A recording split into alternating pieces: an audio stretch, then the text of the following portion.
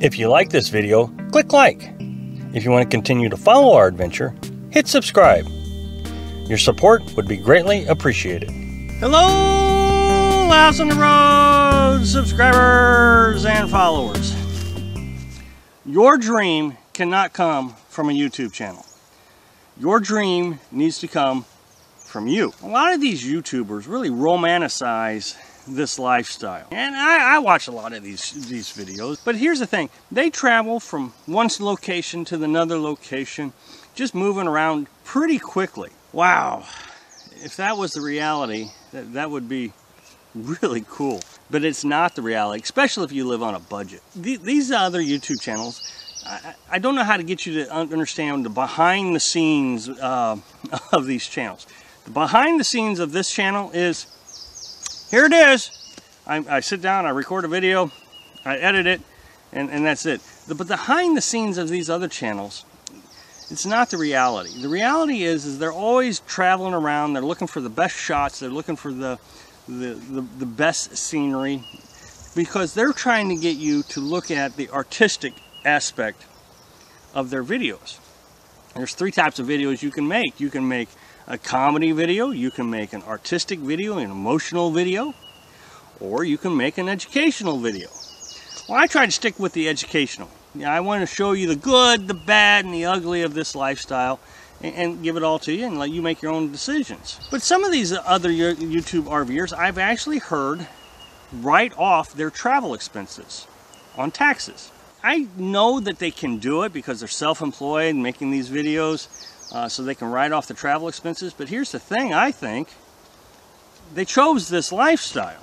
Their job is their lifestyle. I don't see how it's ethical to be writing off a tax expense. If you owned your own company and you worked at work, your company, and then you went home and lived, that's two different things. But here they're living their work, so they write off their expenses.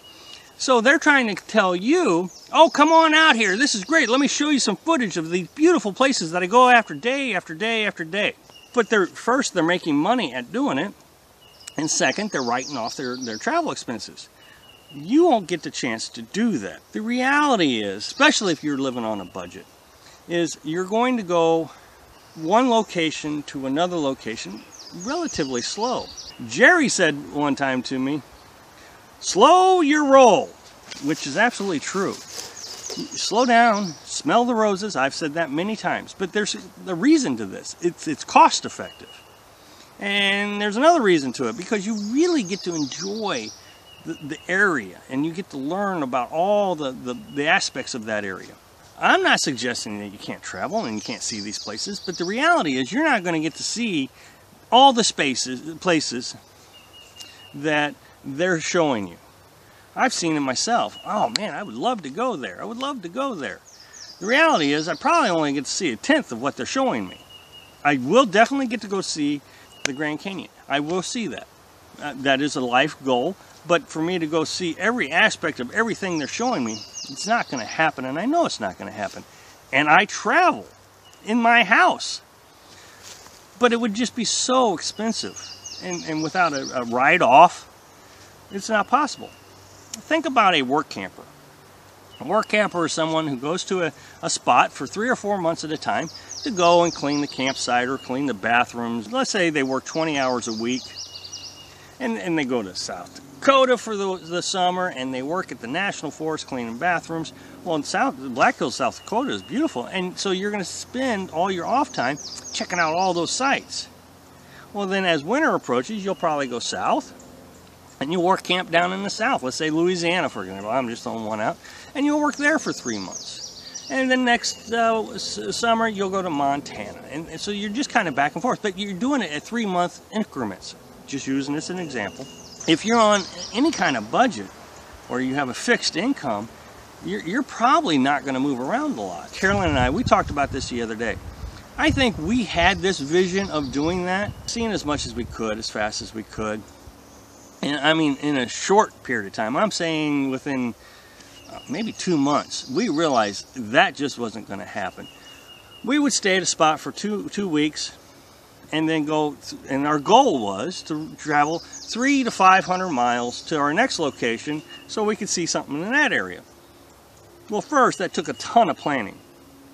Second, it quickly sucked up a lot of money. I mean, we were just driving, and then you get to the area, and you'd have a week that you had to figure everything out, and then another week where you could actually go enjoy the things.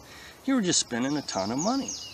Whereas here, we've been in Florida since December 15th, and this is, I think, March 25th. So we've been in this general area that long. We're really getting to enjoy the ocean and spending some time down there, taking long walks on the beach. I mean, that is a lifelong dream, is spending a lot of time on the beach, taking long walks. For my life, I'm just going to pick out some major events and really get to enjoy those events. Let's say I go to the Grand Canyon.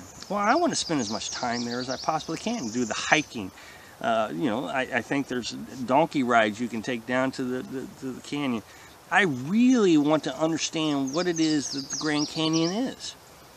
I want to see it all. I want to see the animals and the little bugs and all those things, just like I'm doing here.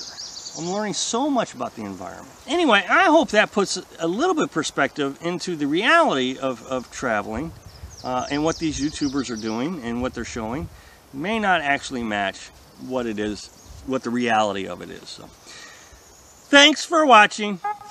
Be sure to subscribe. Click like if you like the video. And